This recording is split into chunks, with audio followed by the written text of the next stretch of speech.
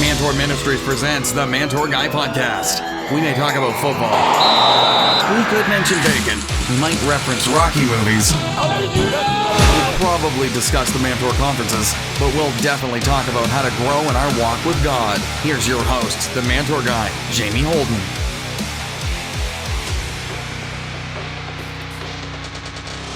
Hey guys, welcome back to the Mantour Guy Podcast. Jamie Holden here, and I'm so happy you decided to join us once again this week. Well guys, this week we're going to be listening to the main session message from our recent New York Mantour. It's our second year doing a Mantour in New York. We're looking forward to going back again in 2020. But we want to give you a chance to listen to the message of Dr. Duane Durst, who is the District Superintendent for New York over in the Assemblies of God, and he was our main session speaker. And Dr. Durst spoke about the need to be mentoring, discipling, raising up spiritual sons in the next generation. And it was a message I really thought we all need to hear. So sit back, enjoy this podcast, whether it be riding to work or sitting at home at your house, wherever you are, listen to this message, and we'll be back with you right after the break. Morning. I wanted to talk to you a little bit about godly heritage. I know we're talking about brokenness. But a lot of what we are as men comes out of our heritage, and then what happens in our households is a part of our legacy. It's part of our planting into the lives of our family, our children, our friends. I'm blessed, and some of you who have been with me know the story about my dad. My dad was an atheist as I was growing up. We grew up in a Presbyterian church. And I would sit in church on Sunday morning, and I would hear the preacher preaching. It was flat out boring.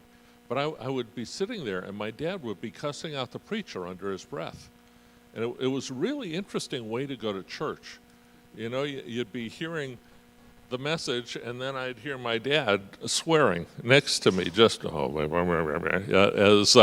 the message is being preached.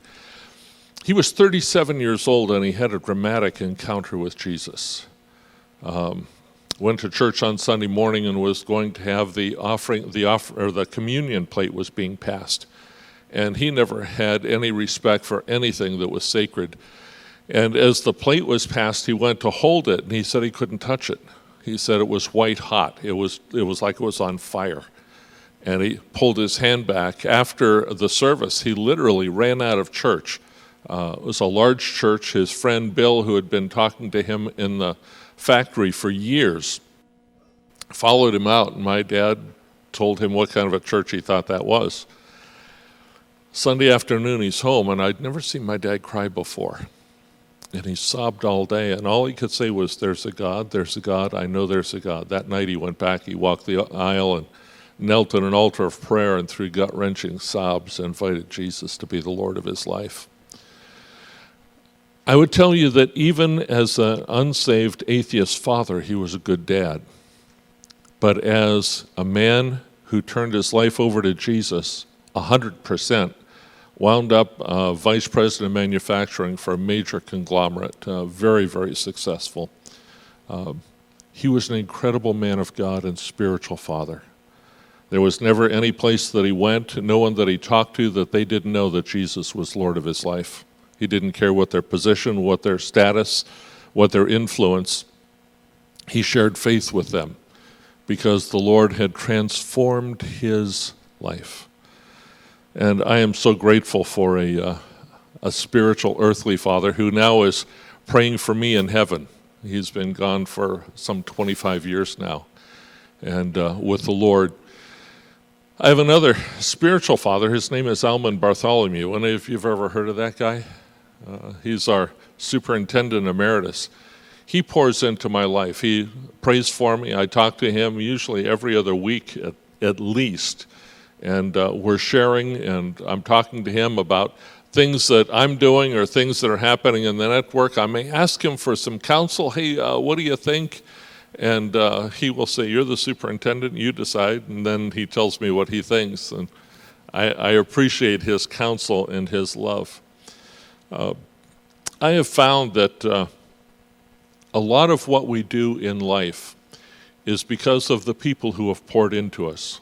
Some of us have come from brokenness. We've We've been through some battles, we've been through some tough times, and some of the other sessions today we're going to be talking about those. I'm grateful that strength and goodness can come out of the brokenness of our lives. I know as guys, not everything has gone the way we want it to go every time.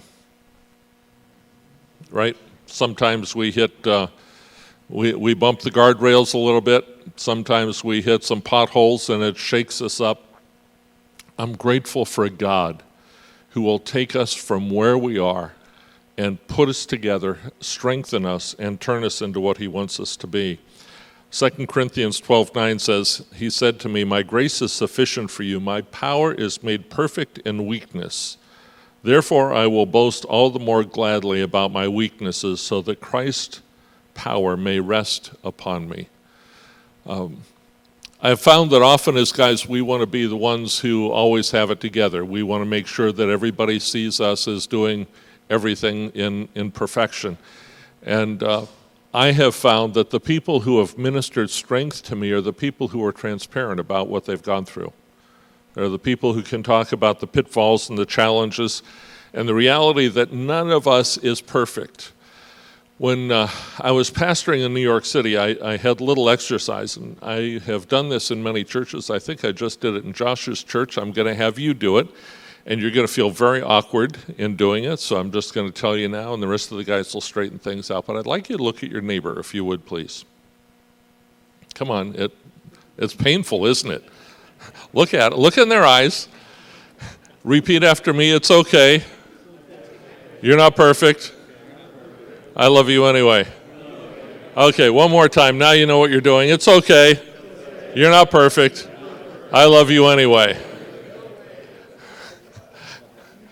I know that's kind of weird for guys to be saying that. I understand that. First time I did that in church, our treasurer, who was from Brooklyn, came charging down the center aisle after church. He said, pasta, now you done it. He had a Brooklyn accent. I said, what did I do, Jimmy? He said, you just gave everybody permission to sin. I said, what? He said, you told them it was okay, they're not perfect, you're going to love them anyway. I said, right. I want them to know that perfection is not the gauge that is the measurement of whether I'm going to love or approve them or accept them where they are. I'm going to love them where they are. They're going to sin anyway. I don't need to give them permission. Everybody's going to fail. But it's not the failure that is going to be the determination as to whether a person is acceptable to me or whether I'm going to care about them. Sometimes in church, we can be pretty pretentious, and we can say to people, I'm going to love you when you do what I expect you to do. You know, the Romans 5:8 says, God loved us while we were still stinkers, while we were still sinners. Christ died for us. And it's important for us to be able to say to other people, I love you where you are. You may not be where God wants you to be yet, but I understand that we're all in process. And I trust that as we go through today, that process that God is walking us through will give us the strength to talk about not only the good things, but the pitfalls that God has helped us to overcome. You see, the testimonies of where we've been are important as we pour into the lives of others. So none of us are perfect. The staff that I've pastored and the one that I lead now all understand that this guy isn't perfect either. I'm under construction. And part of that constructive process is that there are people that I want to pour into. At the network level, for the last 14 years, we've had under 40 auditors on our presbytery, ordained young leaders who are younger than 40 years old that are selected by their peers that come on and serve. Josh, you were one of those. We've had a bunch, obviously, 28 who have served. Almost probably 40% of those have either or are serving now as members of our presbytery. Investing in others' lives. And all of us have, whether our kids. How many of you are fathers? How many of you are sons? That's a tough one, isn't it? I want to talk to you a little bit about spiritual fathers and spiritual sons. Moses had who? Joshua, right? Elijah had Elisha. Paul had Timothy. 1 Corinthians 4:15, even if you had 10,000 guardians in Christ, you do not have many fathers, for in Christ Jesus I became your father through the gospel. How many of you can identify a spiritual father? Somebody who has poured into your life, somebody who loves you unconditionally, who will speak to you and give you encouragement. How many of you have spiritual sons that you can name right now? People that you have selected, maybe your own children, but maybe some others who are not your offspring, that you are investing in their lives and pouring into their lives so that they can be what God has designed them to be. All of us have been called to be spiritual parents, to have spiritual sons and to pour into their lives. Passage I want to share with you this morning, another one, is 2 Corinthians chapter 2, verses 1 to 6. This is the Elijah-Elisha passage. When the Lord was about to take Elijah up into heaven in a whirlwind, Elijah and Elisha were on their way to Gilgal. Elijah said to Elisha, "Stay here. The Lord has sent me to Bethel." But Elisha said, "As surely as the Lord lives and you live, I will not leave you." So they went down to Bethel. Company of the prophets at Bethel came out to Elisha and asked him, "Do you know that the Lord is going to take your master from you today?" "Yes, I know," Elisha replied. "Be quiet." Basically said, "Shut up." Then Elijah said to him, "Stay here, Elisha. The Lord has sent me to Jericho." It was a busy day. They did a lot of travel that day. He replied, "As surely as the Lord lives and you live, I will not leave you." So they went to Jericho. Company of the prophets at Jericho went to Elisha and asked him, "Do you know that the Lord is going to take your master from you today?" "I know," he replied. "Shut up." Then Elijah said to him, "Stay here. The Lord sent me to the Jordan." And he replied, "As surely as the Lord lives and you live, I will not leave you." So the two of them walked on. Some people would say spiritual sons and daughters obey. Others would say spiritual sons never forsake. And I think I would hold that. Loyalty is an aspect, I think, that is important for all of us. There were 4 places here that Elijah told Elisha to stop.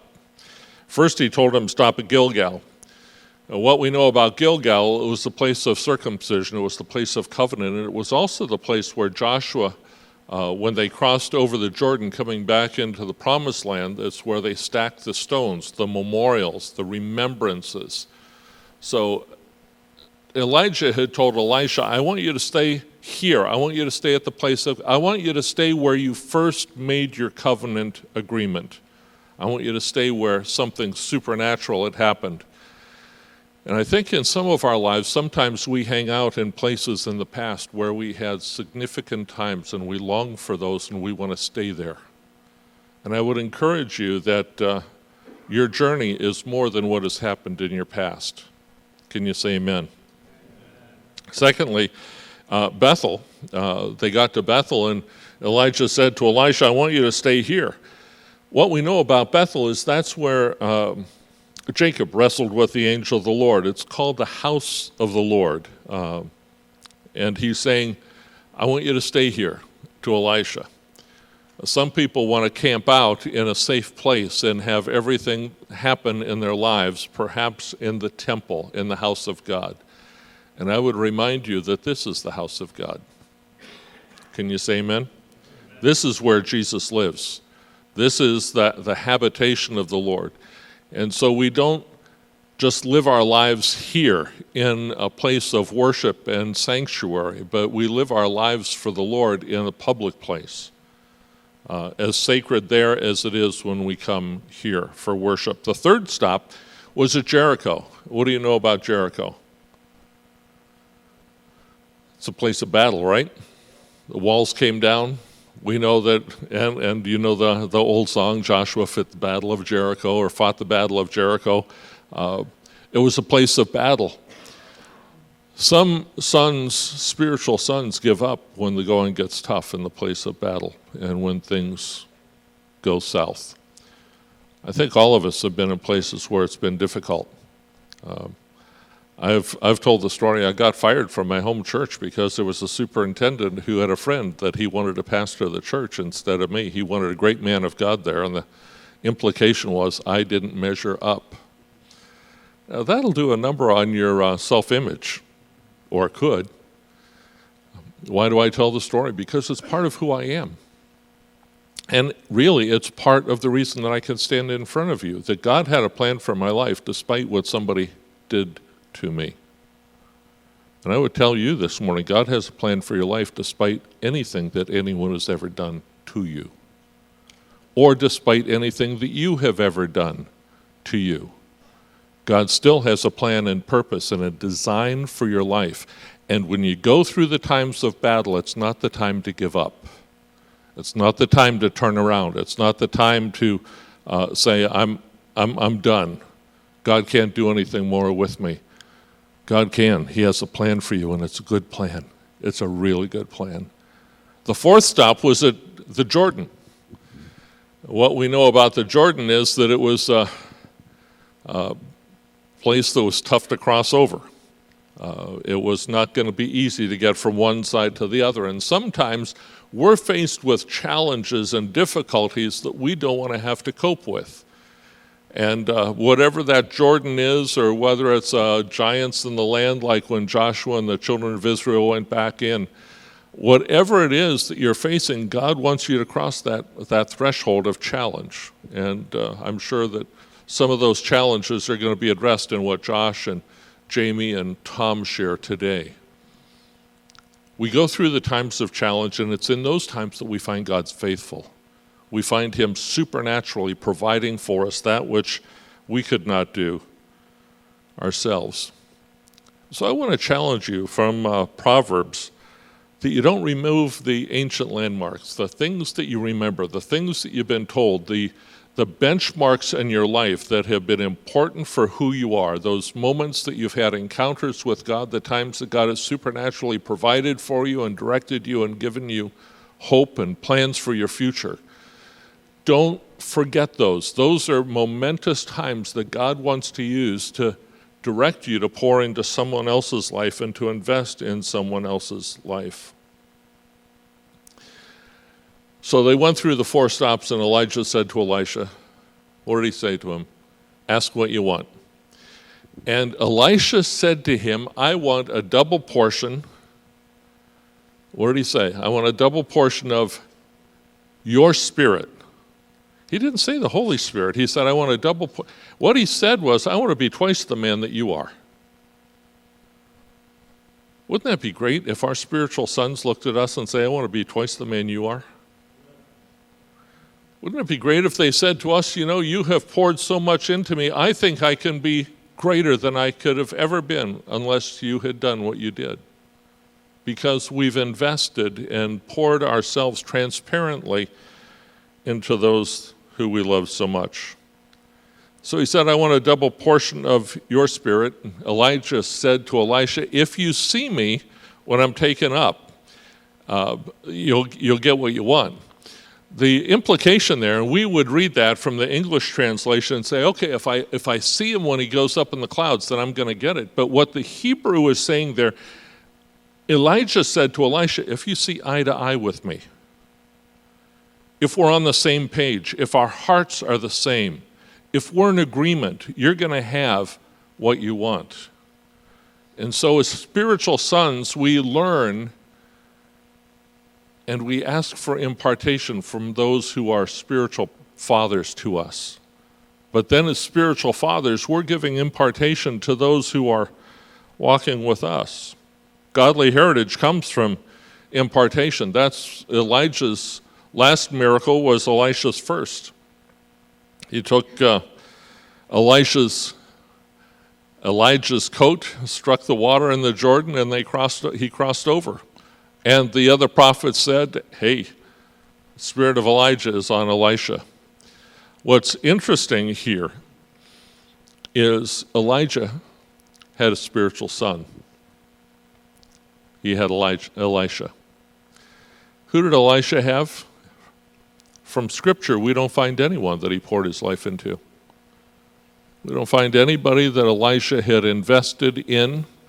In fact, when he was buried, there were raiders, and they were going to a funeral, and they threw the dead body of the person for the funeral because of the danger, threw him into the cave on top of Elisha's body, and what happened? He came back to life and walked out. That would have been an interesting funeral, wouldn't it?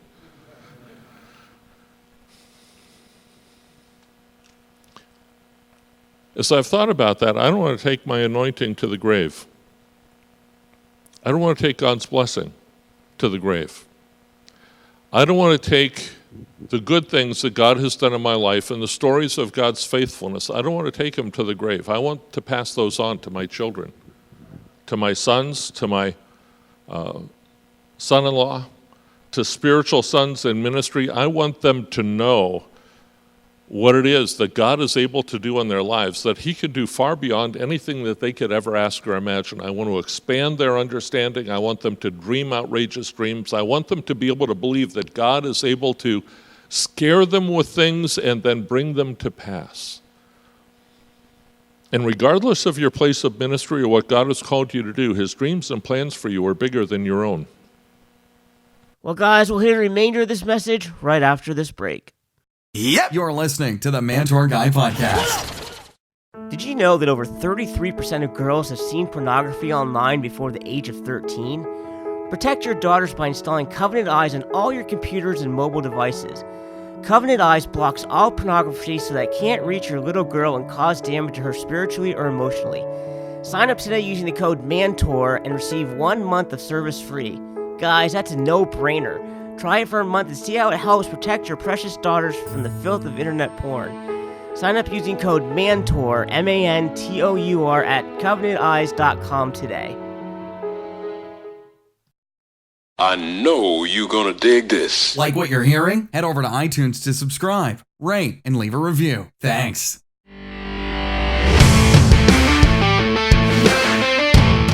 Hey guys, it's Tom Rees, and I want to invite you to the men's conference coming up here in October. It's going to be absolutely amazing. We open up on Friday night. Can you imagine 1,500 guys all coming together? Josh Schaefer and his band are leading us in some great music and some worship, and then we're going to move into the Word, and we have Alan Griffith coming back. Those that were there last year remember Alan. He knocked it out of the park, and he's going to talk about how do we be men of strength and live an undefeated life. And in addition to that, we're going to have on Saturday morning, we open up on Saturday morning with Greg Ford. Greg's a church planter out in Ohio, planted a church, and here's the amazing thing with Greg. Greg actually trained and went into a ring with a professional boxer. And Greg basically says, look, I'm doing this because you guys are fighting for stuff in your life. So whatever you're fighting for, Greg's going to stand with you. He's going to encourage you to be men of strength. And then with that, how are you going to get your strength? Well, we believe the Holy Spirit empowers men. And so guys, we got Tim Enlow, who's going to challenge us to be men walking in the Spirit. And we're going to close out the day with Aaron Holt. Aaron with Lead the Generation. And again, that mantle that we have to leave a legacy as men, it's going to be powerful. Bring your sons, bring your dads, bring your neighbors, bring the guys you work with. It's going to be off the hook. Take care, guys. See you at Men's Conference. To learn more about the Strength Conference, visit strengthconference.men. That's strengthconference.men. And also make sure to follow the Pendel Men's Ministry on Facebook. The Mantour Guy Podcast, helping men grow in their walk with God. All men want one thing in life, to be remembered. The good news is we all have a legacy. This is the question though. Will you leave behind a good legacy or a bad legacy? Learn how to create a godly legacy in Mantour Ministries' book, Legacy, Living a Life That Lasts. By reading the stories of godly men from the Bible, working through the study questions, and taking up the legacy challenges at the end of each chapter, you'll be well on your way to living a life that lasts. It also includes a bonus workbook that you can use with your small groups. Order your copy today at mantourministries.com. How will you be remembered? Order your copy today at mantourministries.com. Welcome back to the Mantour Guy Podcast. Before we jump back into our message, guys, we want to do our Week 4 Write It in Ink picks. The Mantour Lead Pipe. Write It in Ink NFL pick. This week I'm going to try and mix it up. I find myself doing the same teams based on my regional prejudice, I guess. I'm going to try and mix it up a little bit this week. So the first game we're going to pick is the Ravens over the Browns, and I predict that the Ravens, who have been a surprise in the NFL this year, everybody said their quarterback was just a running back, but he's been doing amazingly. We're going to pick the Ravens to beat the Browns. Next up, I have the Saints playing the Cowboys on Sunday night. I'm going to go with the Saints just because I don't like the Cowboys, but without Drew Brees, it's going to be really tough for the Saints. Hopefully Teddy Bridgewater can step up here. I'm going to pick the Saints over the Cowboys. It might hurt my overall statistics this year, but I just have to do it. Next, we have the Redskins versus the Giants. I'm going to go with the Redskins in that game. Don't really care about either of these teams. Like I said, I want to mix it up a little bit, so we'll go with the Redskins over the Giants. And then for this week's lead pipe, Write It in Ink pick, I'm going to throw a solid to my friend Dan Courtney. I'm going to pick the Chargers over the Dolphins. I will not pick the Dolphins every week in the Write It in Ink pick. That would make it too easy. But this week, I'm going to pick the Chargers over the Dolphins, who are just tanking. They're not even trying this year.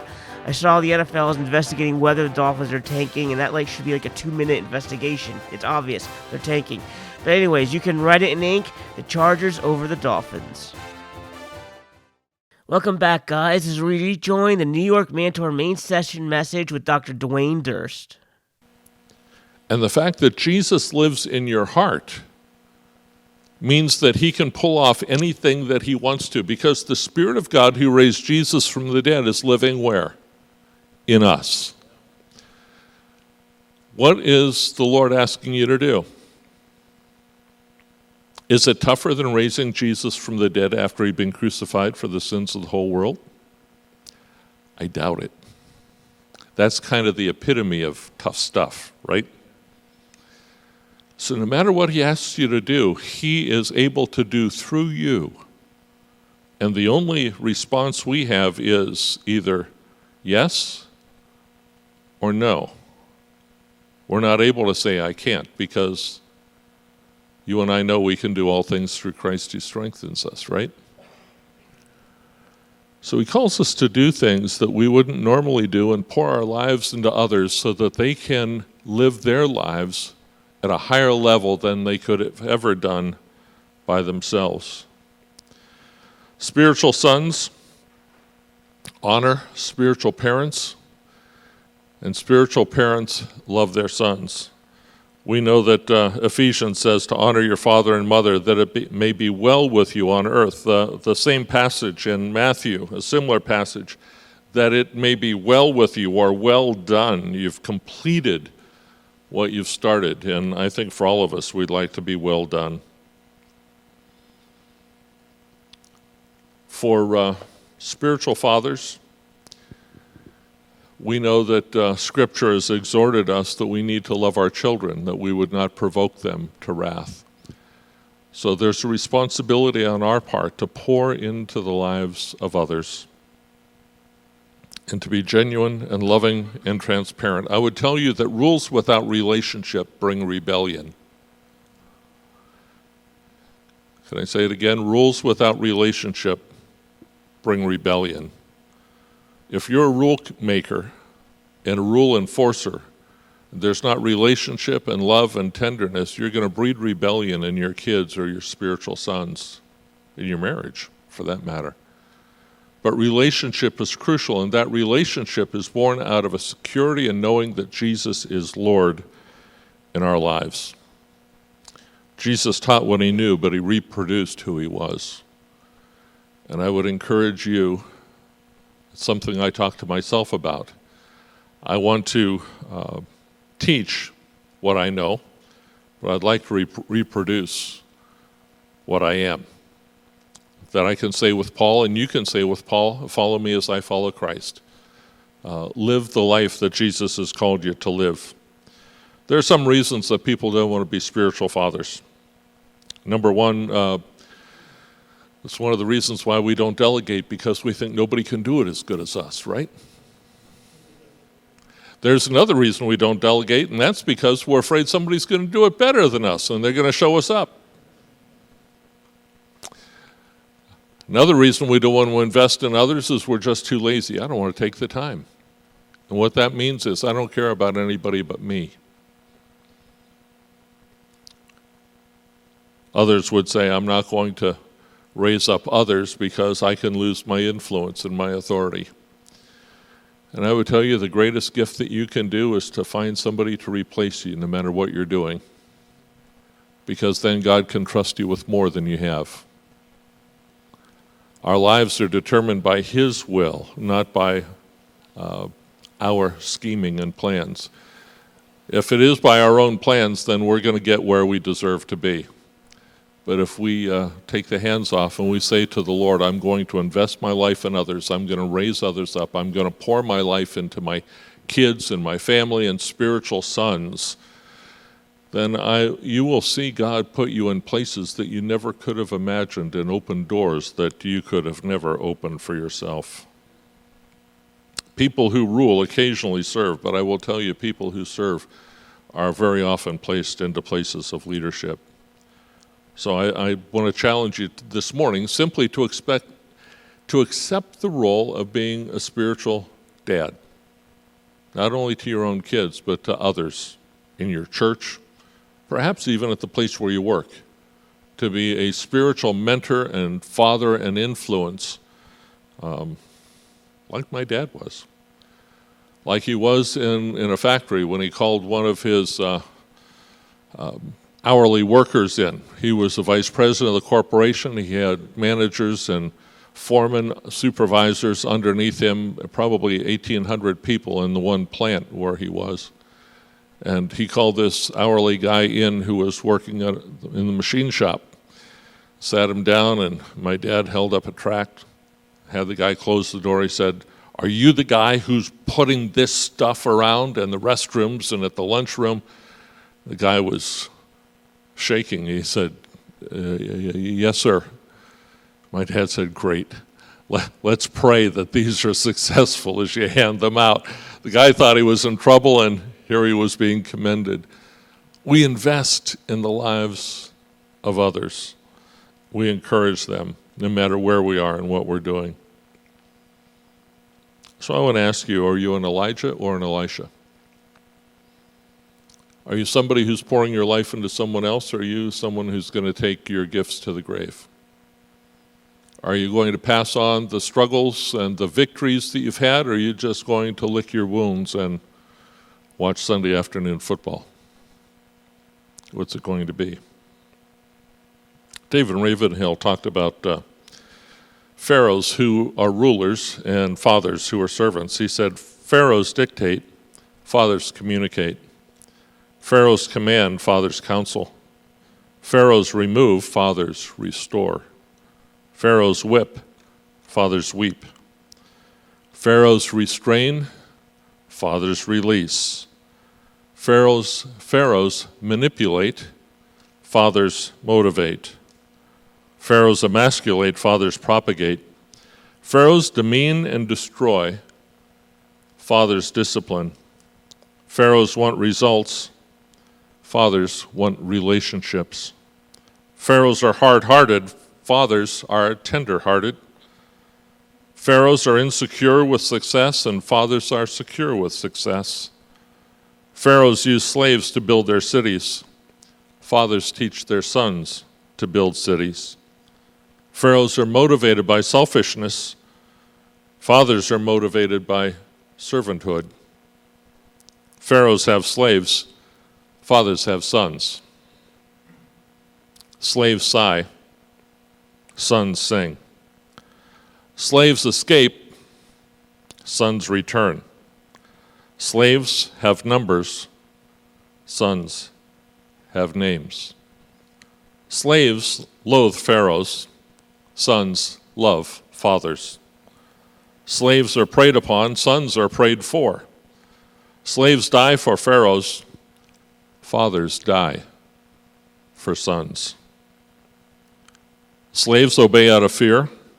Sons obey out of faith. Slaves are discouraged, but sons are encouraged. Slaves receive reproval, and sons receive approval. Slaves work out of duty. Sons work out of devotion. Slaves will always remain slaves, but sons will become fathers. Slaves grow up to hurt and hate. Sons grow up to help and heal. Slaves are taught to serve pharaohs. Fathers teach their sons to serve others. Slaves rejoice when Pharaoh dies. Sons have remorse and weep when fathers die. So I ask you this morning, you want to be a Pharaoh, a tough guy, or do you want to be a spiritual father? Do you want to minister out of your brokenness? Do you want to minister the healing that Jesus has given to you, the miracles and the faith and the encouragement that he's poured into your life? And propagate what God has given you. Spiritual sons.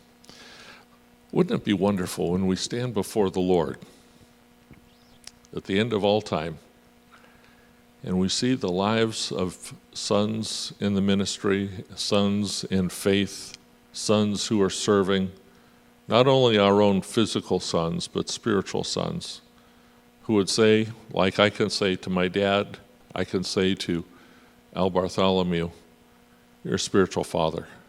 You've poured into my life. I wouldn't be able to do what I do had you not given yourself to me. And so I'm asking you this morning, as we're going to have a season of prayer, and just ask God for this day and for what he wants to do this morning. Lord, help us to identify our spiritual sons and with a discipline and a focus, purpose to invest and spend time in encouraging in the faith and the walk our own sons and others that may need a spiritual dad to pour into their lives. That you can be the one that changes their destiny. Destinies change because somebody cared enough to invest. So would you stand with me as we pray this morning? I'm going to ask you to partner up with a neighbor, if you would. Just find somebody that you can pray with. I'm not going to ask you to hug. I'm not going to ask you to hold hands. I'm just going to ask you to pray, okay? Nothing touchy-feely. We've already done that. We did the I love you and you're not perfect. None of us are perfect, by the way. And as we pray for each other this morning, let's pray that God will allow us to minister out of our brokenness, out of the pitfalls of life that we've walked through, that God can take those weaknesses and make them strong and then touch other lives. So would you pair up with somebody right now? I want to start us in prayer, and I'm going to ask you to pray together. Just pray for each other. Find out what their name is if you don't know them. And then I'm going to ask you to pray. So Lord Jesus, we're just partnering right now and asking, Lord, that as we pray one for another, that we would be able to be spiritual fathers, and that also we would be spiritual sons who would cover for those who have invested in us. We would protect them and love them. So Lord, as we pray one for another, hear our prayer, we pray in Jesus' name. In Jesus' name. Lord Jesus, thank you that we can pray one for another, and thank you that you have made us sons and fathers. I thank you, God, for the men who have invested in our lives. Thank you, Lord, as we picture in our minds and we call out their names. Thank you for the way they've spoken to us and the way they've cared for us, the way they've been transparent and shared their faith. Thank you, God, for their incredible love. Thank you, Lord, that out of our own brokenness, the experience of life, we can pour into spiritual sons.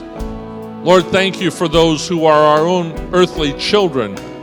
But thank you for the additional young men and leaders, Lord, that you have asked us to come alongside and to pray for, to encourage, to build up so that they could be fathers themselves, so that they could be leaders, Lord, in your kingdom, so that they can have a place of ministry and service. Lord, thank you. Thank you that perfection is not the reason we serve. but it is out of your faithfulness that you have called us out of the pain of our past, the challenges that we've lived, the failures that we've had, that, Lord, you can purify your servants.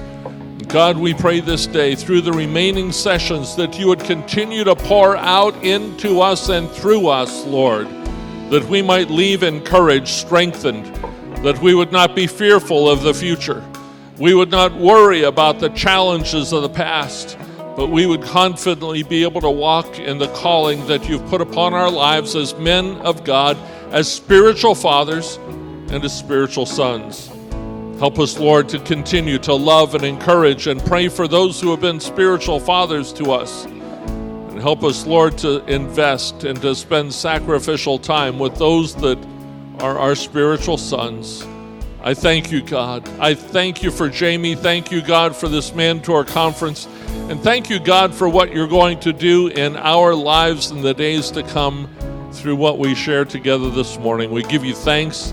We give you praise. We give you honor and glory in Jesus' name. And everybody said, amen. Let's worship the Lord. The Mantour Guy's final thought. Well, guys, I'm sure you noticed we are dead in the middle of a presidential election right now. I'm not going to get political here, but you just so everywhere's politics. I'm tired of politics getting into everything. But anyways, you know what's going to happen. All the old topics are coming back up for debate. And one of them this year is climate change and renewable energy. And the candidates are going to be debating, how the best way to solve this is. And whether you agree or disagree, renewable energy is a hot topic. And guys, younger men are the renewable energy resource for our men's ministries. And that's why I appreciate so much what Dr. Durst shared in this message. We need to focus on the younger men in our lives. One of the biggest crises in the church today is a trend that teens are going to youth group, they're being on fire for God, but then they age out of the youth group at the age of 18, and then they leave the church altogether and they never return. They feel they don't belong. There's no place for them anymore outside of the youth group. And guys, we need to be reaching these younger men. We need to be the ones mentoring and discipling them, keeping them involved in the church, keeping them involved in the walk with God. We can't let them walk away from everything spiritual in their lives. We need to be reaching out to these young boys and young men in our church. One of the greatest epidemics in our society is fatherless homes. Single moms are raising their sons to the best of their ability, guys, but no matter how great of a job they do, they can't be a father. They're women. They can't do it. Men in the church, we need to man up and step up and help out.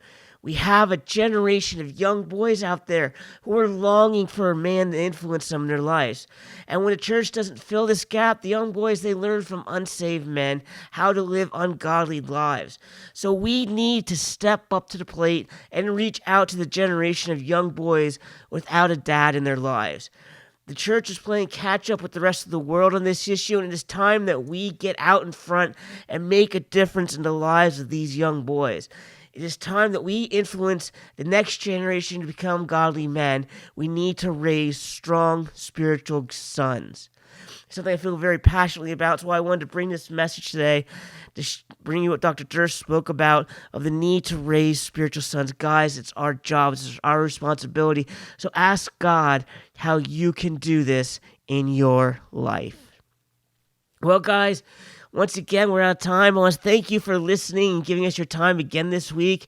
I'd love it if you took a second and shared this podcast to your social media accounts. That helps us be able to reach even more men. Go to iTunes and Apple Podcasts and Google Play and leave a 5-star rating and review. That helps more men be able to find a podcast. We want to have this podcast grow so even more men can hear it and grow in their walk with God, because that's what we're all about here at the Mantour Guy Podcast, helping men grow in their walk with God. Also, don't forget to visit MantourMinistries.com to learn more about our conferences, our books, our resources. But, we have so much information at the website, guys. We're going to soon be updating it for all of next year's 2020 conferences. So check all that out as it comes up, guys. But once again, I just want to say thank you for listening. Thank you for giving us your time once again this week. And, guys, we will see you next week on the Mantour Guy Podcast. Thanks for listening to the Mantour Guy Podcast. Be sure to visit MantourMinistries.com to learn more about our books, men's ministry resources, and our Mantour conferences.